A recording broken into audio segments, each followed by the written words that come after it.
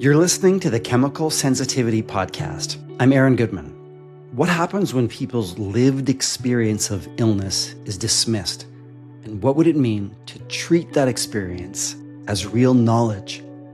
In this episode, we explore why conditions like multiple chemical sensitivity, or MCS, are so often psychologized and ignored, and what becomes possible when patients are recognized not just as subjects of care, but as contributors to science and medicine. My guest is Professor Megan Moodie, a medical anthropologist and disability studies scholar at the University of California, Santa Cruz. Megan's work examines patient activism, disability, and how medical knowledge itself gets produced and contested. Megan is an especially powerful voice for this conversation because she brings both scholarly expertise and lived experience. Megan has been living for years with Ehlers-Danlos syndrome, a complex and often misunderstood condition. Like MCS, it's frequently underdiagnosed and dismissed. Megan also experiences chemical sensitivities, offering a rare perspective that bridges research and embodied knowledge. So together, we discuss why people with MCS are so often dismissed by clinicians and what would it look like to take patient knowledge seriously.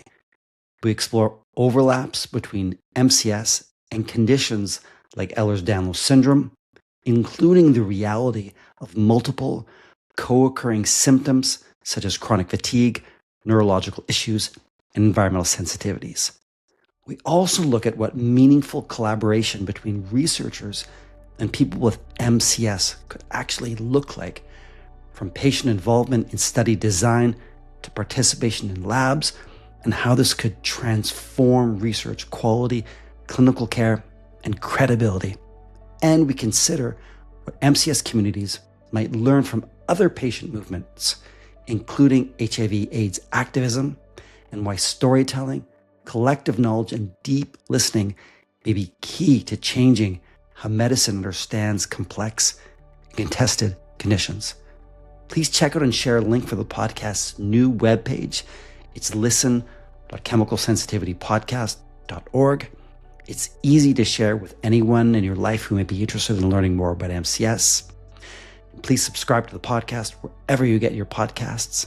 To learn more, follow the Chemical Sensitivity Podcast on YouTube, Facebook, X, Instagram, Blue Sky, and TikTok. And as always, you can reach me at aaron@chemicalsensitivitypodcast.org. Thanks so much for joining me. Would you like to briefly introduce yourself and talk about perhaps why you agreed to talk on the MCS podcast? Yeah, so I'm Megan Moodie. I'm a professor of anthropology at the University of California at Santa Cruz. I work really at the intersection of disability studies and medical anthropology.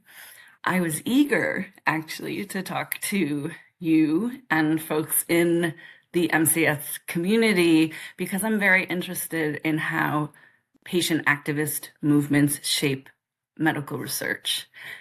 And I'm interested in that both as an anthropologist in watching as these things happen historically and in real time, but also as a patient activist viewing what in my article I call the co-production of medical knowledge as an aspiration, as a goal that we could work towards. And folks with multiple chemical sensitivities are often at the forefront of this kind of patient activism in the world in which I have been working both as a patient and a scholar for the past almost 20 years now. There's a reason that the canary is the oft invoked symbol of folks with MCS. And so I think that there's a lot of knowledge in this community. I'm interested in talking to you and hearing what your questions are, but I'll just be part of the conversation. Do you want to talk about your own positionality first? Your entryways. You mentioned your own disability that has inspired your research. Yeah, for sure. So I was diagnosed with hypermobile Ehlers-Danlos syndrome in 2016. Like most folks, after a long series of health setbacks, mostly orthopedic and neurological challenges in my case. I have a very nervy version of EDS. But during that time, certainly developed myself all kinds of sensitivities to chemicals and foods, new allergies that seemingly came out of nowhere. I've been involved in looking at how patients can influence clinical practice, how patients can influence medical research, both as a scholar and as someone who, in 2016, did not find a lot of information for and about folks like me. I think in 2026, there's a much greater awareness of Ehlers-Danlos syndrome, of its overlapping comorbidities with long COVID, with myalgic encephalomyelitis, ME/CFS, with chemical sensitivities, with, all kinds of other barely understood and contested conditions. And it seems like in 2026, there's more of an awareness than there was even 10 years ago. When people have MCS and they go to clinicians to seek help, often we're dismissed or misdiagnosed, and we're relying on our own lived experience, our own truths, and sharing that knowledge. And that's something that you write a lot about. Mm-hmm. Yes. I mean, I think this is kind of the question of the day in medical research in general, which is what kind of evidence is lived experience? What kind of knowledge is patient knowledge? And certainly in the United States, you also see in the UK and Canada, these are the environments that I know best, you see a growing call for patient participation or patient input at every step of the research process. Let's say looking into new drug protocols or looking into new forms of mind-body research, right? You certainly see the call for patient input. That's not always the same as taking patient knowledge and patient experience seriously. We're at a crucial moment where something has to change in how clinicians and then later on lab scientists encounter patient experience as knowledge itself. I'm a cultural anthropologist. I'm a writer by training and temperament. I'm a storyteller. And so for me, it's not a problem to imagine that somebody's story is also a form of evidence, right? That a narrative is not just a story, but it also contains within it meaningful information. As an anthropologist, that's my bread and butter, right? Because otherwise stories would just be stories. But what I do as an anthropologist is listen for patterns. I listen for keywords. I listen for turns of phrase. I listen for how people speak. What is the emotional register, right? We're taught what in some circles is called deep listening, listening with your whole body. And for better or worse, most physicians are not taught to be ethnographers in that way. They're not trained in deep listening. And even if they are, because some medical school programs do, in fact, include this kind of training, they don't have time to employ it because of frameworks that are completely beyond their control. So when I talk about a gap between patient knowledge and experience and physicians, it's actually 98% of the time not to demonize any particular physician. I have and I know great doctors. I see them in UC medical schools training to be the next generation. These are people who are brilliant and they are working hard and they want to create health equity and they want to work and change the world. But the structures are such that they're pretty much doomed to fail. And that can either produce, it can produce burnout, it can produce complacency, and in some cases it can produce resentment, right? You're the fifth patient in my office today that I can't even help. I can't take this anymore. Get out. Um, so I'm not just, you know, interested in demonizing doctors. It's really about the structures that hold us in these very untenable positions. Yeah. I Yeah. don't know if that made sense. Yeah. And you write about diagnostic uncertainty. Yeah. And people with multiple chemical sensitivity, it's not even a diagnostic code. In that uncertain territory, the clinicians usually don't know what to do. In the diagnostic uncertainty, often we're told that it's in our heads, right? And so without clear biomarkers, we're psychologized often. What are your thoughts around that? What can we do if we're relying on our body knowledge, our lived experience to counter that, to say, actually, wait a second, I may experience anxiety or depression or other, but I legitimately have multiple chemical sensitivities. I'm reacting to chemicals.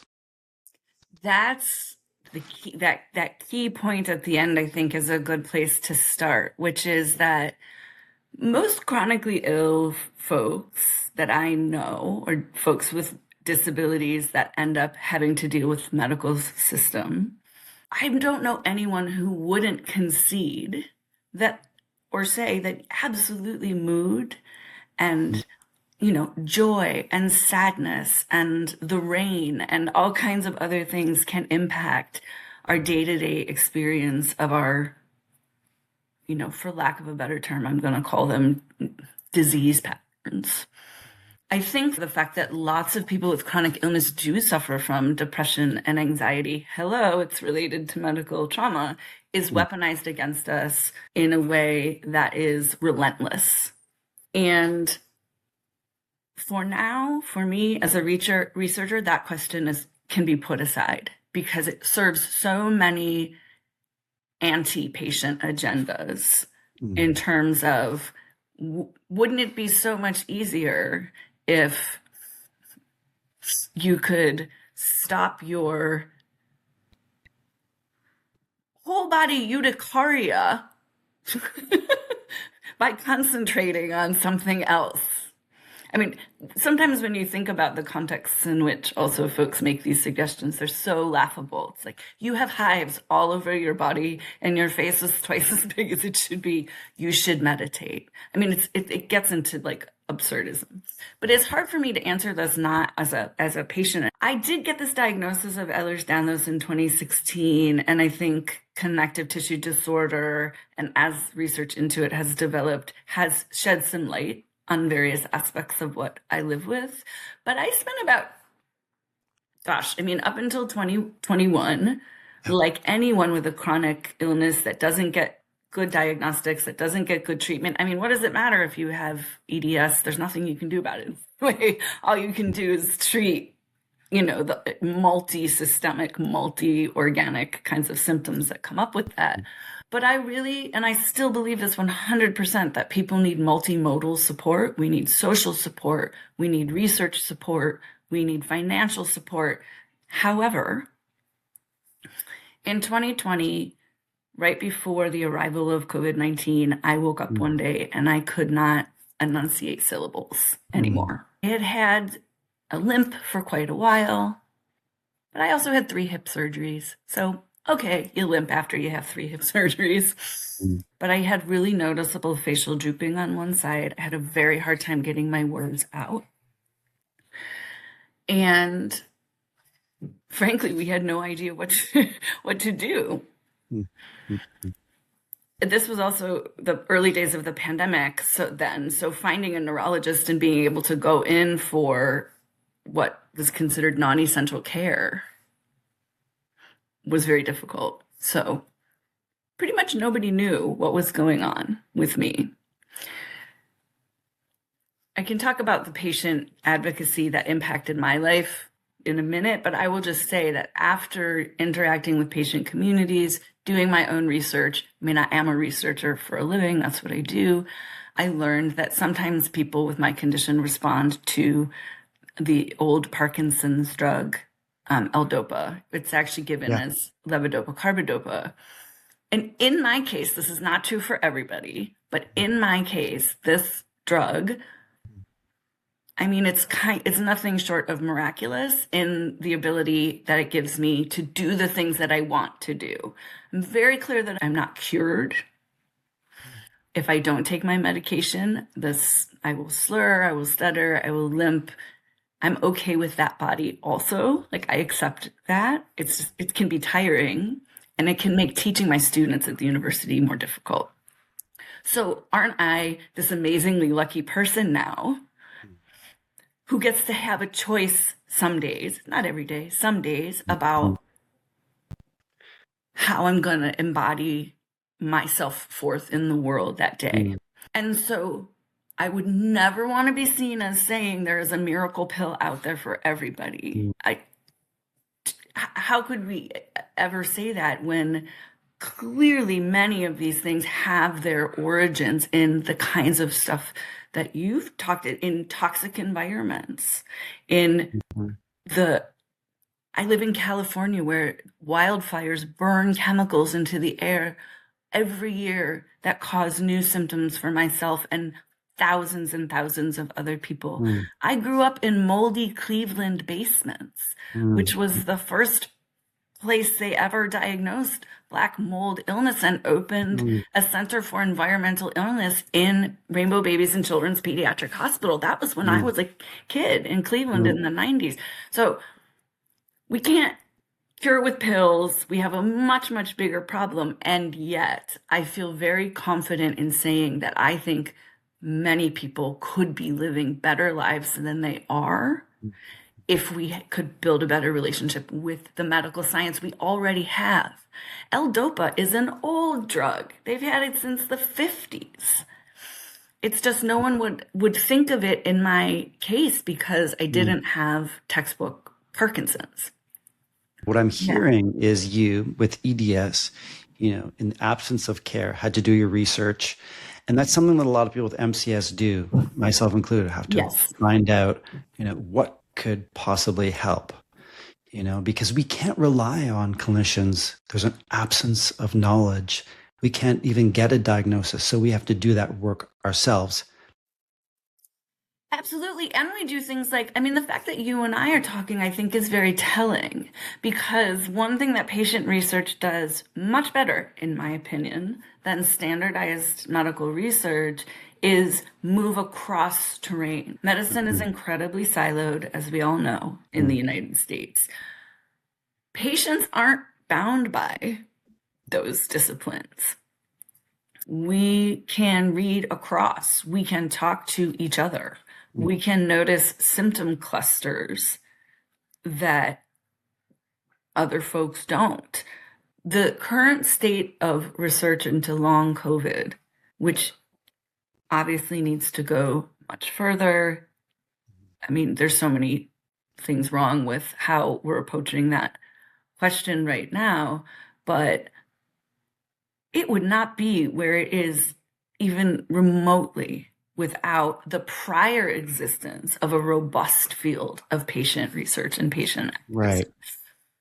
And sometimes it's the same people. Sometimes it's like folks who were early HIV/AIDS activists who, 25 years later are finding themselves undertaking some of the same activist techniques. You have a whole section in one of your recent papers around environmental illness, and you cite scholars who looked at people who developed environmental illness after chemical disaster in Bhopal, India, in Fukushima, in Japan, and other instances in Chernobyl after the radiation, a nuclear incident in 1985. I believe it was 1985. Why, Megan, do you point to environmental illness? You mentioned you do have chemical sensitivities. What do we learn about environmental illness and the need for people to rely on their own bodies as knowledge? I have seen the wall art around the site of the Union Carbide accident with graffiti that says, "It's been 30 years, we still have not heard." I saw little boys playing cricket over the wall in the site. This was in 2007. That would be an example where the community impacted, and this is often the case, was incredibly poor. They had pre-existing health inequity, right? They were already not in a great state of health. And the jurisdictional issues in terms of who was responsible for a West Virginia-based chemical company having an explosion in Madhya Pradesh in India, in the United States, for years and years, because where do you even put these folks on trial? For many of these kinds of big scale industrial, nuclear, just toxic events, there's no jurisdictional clarity. There's no mechanism for, I mean, if we could even imagine that there's such a thing as amelioration after something like that. And so patients have no choice. They have to do their own activism, research, building mutual aid, building care. The Indian government said that American company is responsible. The American company said it was human error by an individual in Bhopal, India, right? It's that's their problem. If we look at North America, for example, there's often absence of people taking responsibility too for the things that are put on grocery store shelves, whether it's air fresheners or construction materials, or, there's no accountability there either. It becomes an us problem. We're the ones with the problems because we're reacting to it rather than a regulation or a manufacturing responsibility. I mean, can I say this for listeners? Anybody who's not familiar with Liza Grandia, who I think has been a guest with you, with Liza Grandia's work on the EPA and the sick building history, you couldn't even, if you tried, make up a story that would be so symbolic about what the problem is as installing thousands and thousands of feet of toxic carpet in our Environmental Protection Agency building. That's another one of these sort of mind-blowing who is responsible. I think out of that case, another thing emerges though that's probably relevant for MCS for sure is one of the defenses, if I remember correctly, against holding the EPA, the carpet company, folks responsible for the illness was that they say, well, it wasn't everybody. I don't remember the number. There's 10,000 employees and only 200 got sick. This is another sort of statistical weaponization that's used against folks because, well, if it was really so bad, why didn't everybody react? And again, medicine isn't really set up to answer that question.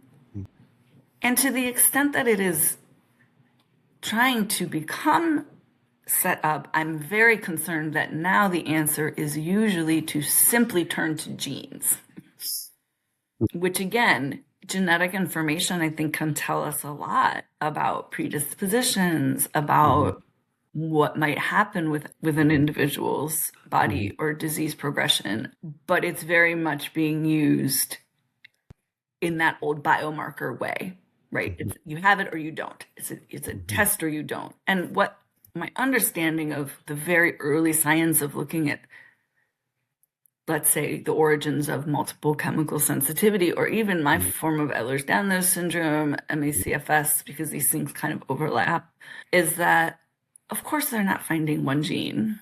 They're not even finding one family of genes.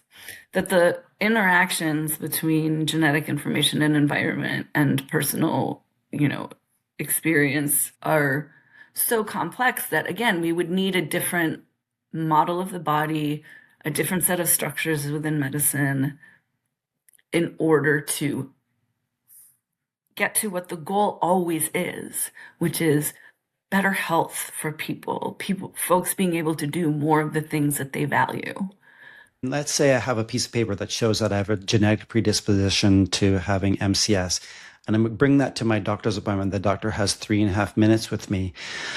In the absence of a diagnostic code, it's a so-called contested illness. What's likely going to happen in that medical encounter, and what can I do about it? What's most likely to happen is that your doctor will have no idea what you're talking about. Truly. And if they're an open-minded doctor, they will say, I don't know enough about this. It's very interesting. This isn't my area of specialization. My doctors will say things to me like, where would you like to be referred? I think that's a great question. Where would you like to be? But the problem is there's an assumption that there is a place to which you could be referred where that information would be legible. Yeah. The bad response is to go, oh man, the private gene companies are just one step up from Dr. Google, now Dr. Claude. This, with gene data in its infancy, I think with that kind of information, your chances of being tagged as for a psych referral are also fairly high. And that's obviously what happens a lot of the time, the psychologization. We're psychologized, we're told it's in our heads. And for people who have less agency in society, that happens a lot more frequently, doesn't it? It really does. And this is where I think patients talking to one another is incredibly important. One of the things that we've done in my little community, folks that have, I have a nice group of other people that I know online that have very similar experiences to mine. We share diagnoses. One of the things we do when someone washes up on our shores, myself and my co-leader, Beth Berry, who is an amazing patient advocate in both the MECFS and the Ehlers-Danlos communities. One thing we do is we have created scripts for folks. How do you, if your doctor doesn't want to give you an L-DOPA trial, like you've washed up on the shores of our Facebook group and you look at the videos of Beth and you see the videos of me and you read the stories and you think, this might help me. I sort of see myself in this. Actually, the standard of care is that if you show up with any kind of idiopathic, meaning like out of nowhere muscle dystonia, which refers to deep flexion, tremor, spasm, often on one side of the body, they're supposed to give you a DOPA trial. It's actually been standard in the medical literature since the 90s, but often doctors don't know that. It's a fairly rare occurrence. And so many, and I wish I was joking, but many of them think, oh, dopamine, that's like cocaine. The actual misunderstanding, doctors are cultural beings too. And if this isn't their specialty, they'll go, oh, dopamine, that must mean like it's a drug. So what we do is we have a script. And the script is like, we want you to say to your doctor, hey, doctor, I know there's no gold standard research on this. Like, I'm aware that no pharmaceutical company has done a double-blind placebo study. There's this clinical note from a doctor in France who's treated a lot of folks. There's a lecture from a Brown physician where he talks about treating dystonia among this patient population with L-DOPA. And I've read it, and it doesn't seem like a trial will have terrible side effects, even if it doesn't work. Like, it'll either help me or it won't. And so we teach folks, we try to help folks to learn how to speak a language that doctors will respond to. You specialize in this body science. We want the doctor to believe in my truth. How do I convey that? Is there a script to say, please listen to me? I want to leave this feeling heard. What, if anything, can we do to bring that body science, that citizen science to the medical encounter? I mean, some people have talked about documenting it, keeping a journal. So that's where my head instantly actually goes to maybe a place that's would not be expected, which is that, and as a storyteller and an anthropologist, I'm really sensitive to the way that as humans, we respond emotionally to other people's stories. And actually, even more than the science. So here, please look at these 3 peer-reviewed papers that I have about multiple chemical sensitivity, about toxic exposure. I actually go to the arts and to expressive culture, in the sense that, yes, documenting in a journal day to day, if you can't, if writing is complicated, an oral journal, a visual journal. My colleague that I've mentioned earlier, my super friend Beth Berry, has created photo books. If folks have, let's say, a specific visible sign that maybe isn't going to be present when you walk into the doctor's office, but you have 12 months of photos showing this is what I'm dealing with, and she'll get them sort of bound into a book to say, look. That's really powerful. It's really powerful. And anything that one can do to personalize your narrative so that physicians remember not just that you're a person. I don't really actually want to accuse doctors of not thinking we're people. Maybe some do. They're rushed. They're many things, but most are not active gaslighters. Reminding them that they're people. It's not really about demonstrating your humanity. It's reminding a physician that they are a person.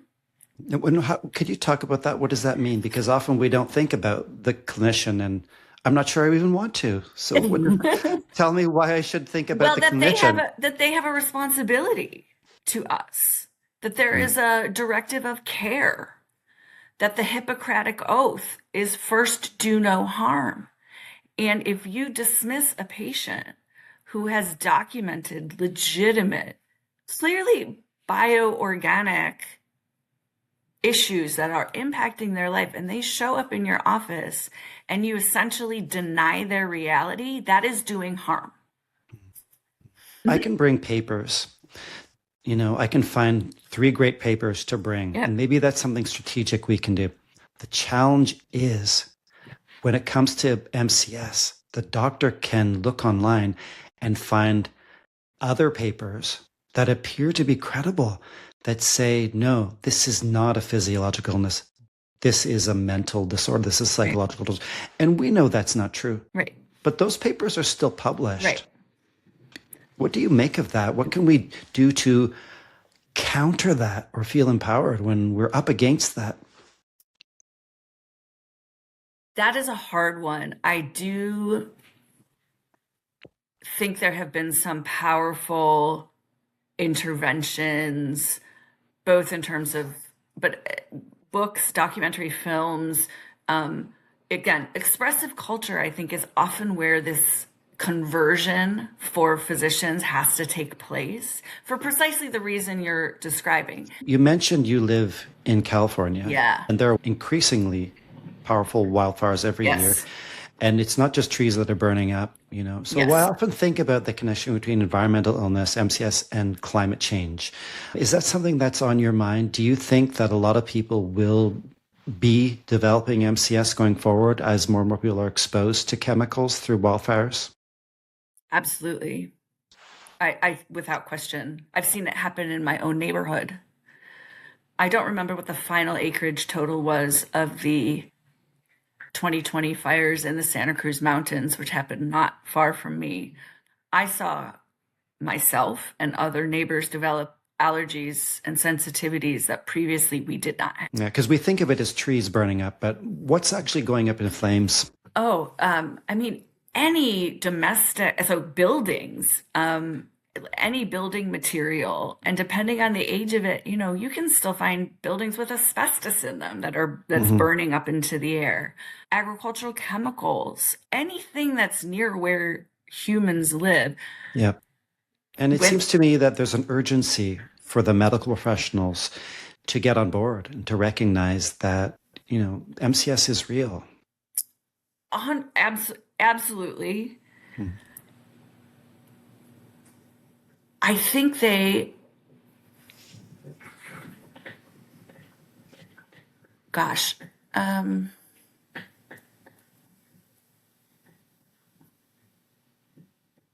okay, well, one thing I guess I would say is I would go back to the question of structural inequality that underlies how patients encounter the medical system. This is why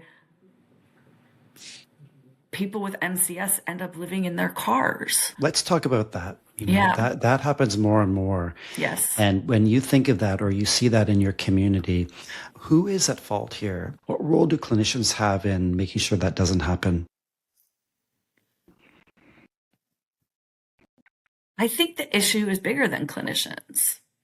I think, again, I want doctors to remember their humanity, their Hippocratic oath, and have a broader vision of what doing no harm means. So let's not pretend that we don't know that when we send a patient out with a psychiatric diagnosis, that will affect them for the rest of their lives. Every time they show up at an emergency room, it is likely that they will not be taken seriously because you decided to refer them only to a psychoneurologist who wrote down this category of functional neurological disorder.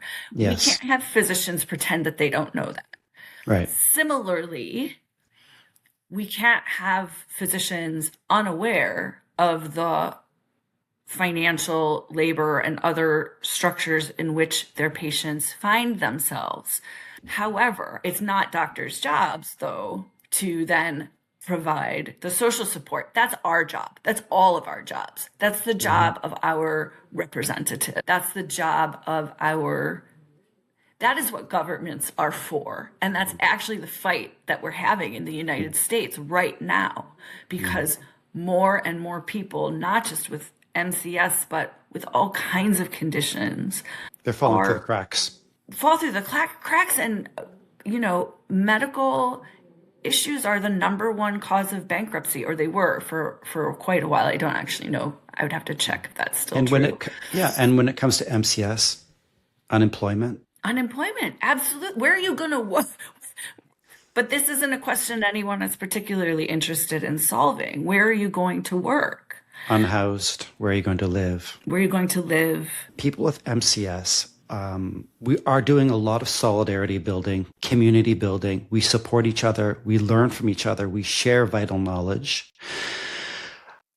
Which groups can we learn from who have done this in the past? You mentioned people with HIV/AIDS. That's really a really important case, isn't it? Yeah. What specifically did that community do that we're probably doing that we can gain inspiration from or lessons from? Yes. Well, if folks haven't read it and you're interested in the history of science or the history of medical activism, Stephen Epstein's book, Impure Science, about the early days of HIV/AIDS activism is probably the best medical ethnography I've ever read. It is such a detailed study of the individuals and organizations that swept in when this new virus arrived and was impacting, again, communities with pre-extant vulnerability, and particularly where I live here in Northern California, this is living memory for many people, particularly affecting gay men in the San Francisco Bay Area. I think the key was, in fact, having a multifaceted approach. So and two things, having a multifaceted approach. Some activists went straight to the NIH and basically educated themselves in the science so that they could talk to the doctors on a par. That's a great point. And a lot of us are doing that, right? Yep. We read the research papers. We're informed. Absolutely. And the NIH slowly actually started pulling some of those folks in on the review panels that would look at how research was being done. They became, this is where we get the term lay expert from his study of this. Other folks were engaged much more in direct action. And that was, again, to change the cultural narrative about them, to get into the heart and mind of folks watching the 6 o'clock news that were not living in San Francisco in heavily impacted areas, to destigmatize. Yeah. And I think a lot of that work with MCS happens online, doesn't it? It does. You know, people posting going back to what you write about, Megan, the lived experience, right? Is there value in sharing our stories in Facebook groups with others? Is that a form of advocacy in itself? 100%. I mean, in those early days of HIV activism, there were newsletters. So, I mean, and I'm old enough to be of the zine era. And so, right, there were photocopied newsletters that folks around the country were reading. And that's a form of social connection that predates social media, and in fact that social media really borrows from in its imagination, right? I do think that sharing our experiences is not just a form of advocacy. I think it's valuable as research. Yeah, let's talk about as a social scientist, I don't know what to make of this yet. So it's just an observation. What I am observing is that we're seeing the proliferation of organizations and startup companies that are espousing a dedication to solving the problem of complex illness. Is that right? MCS would be on that list. Ehlers-Danlos, long COVID, ME/CFS, fibromyalgia, and take your pick. All of the sort of complex, understudied diagnoses. My colleague Joe Dumit would call diagnoses you have to fight to get. These companies are forming, and they're all hooked to AI. It's very clear to me that in these companies, they are not just scraping data from the extant medical literature. They are scraping social media groups for the knowledge that we have built. Wow. To me, that shows clearly folks realize that milling around in online Slacks and Discords and Facebook groups is legitimate research, real insight. And the thing that again, this isn't an analysis, but it's a kind of what I would call like researcher's intuition, because my anger gets piqued a little bit, which is none of these groups are going to get any kind of recognition or compensation. It's even worse than the case of authors and artists, because they at least have a claim to their work. Patient groups, I think their insights are so valuable that AI companies are stealing them. That's the simple way of saying it. We're not going to be credited. And but we're not going to be. But will that information be used for our benefit? Well, so I think what these companies would like and organizations would like us to believe, right, is that this is for us, right? I don't necessarily buy that, because in the same way that we see with pharmaceuticals. Big money, big monetization means lots of shareholders to answer to, means you just took publicly available information, monetized it, and now you have to sell it back to people. Certainly, if you have a lot of money, you can find concierge medical services to try to help you manage your care. Are we talking about tools, medications that are going to be available to the average person, or are we talking about some whole, I'm starting to call them the sick executive class. Are we talking about some whole other group of folks? I don't know the answer. I can hope for the best and brace for the worst. So, Megan, when we think about people with EDS, are there things that people with MCS can look to take a page from, so to speak? Maybe we're doing similar things, but you mentioned talking to each other. There's value in talking to each other. There's value in talking to each other. There's value in becoming the folks who do the science yourselves. One thing that's made a huge difference for people with Ehlers-Danlos syndrome is that at the Medical University of South Carolina, in the Norris lab, Chip Norris, and a student who was working with him at the time, Courtney Gensimer, who has Ehlers-Danlos syndrome, was looking for a dissertation project and decided to look in genetics and look at her own condition. That has blossomed into a whole world of internships where students can go and learn to do the science. And the vast majority, I think it's close to 100% of folks who have been interns in the lab have Ehlers-Danlos syndrome. This is fascinating.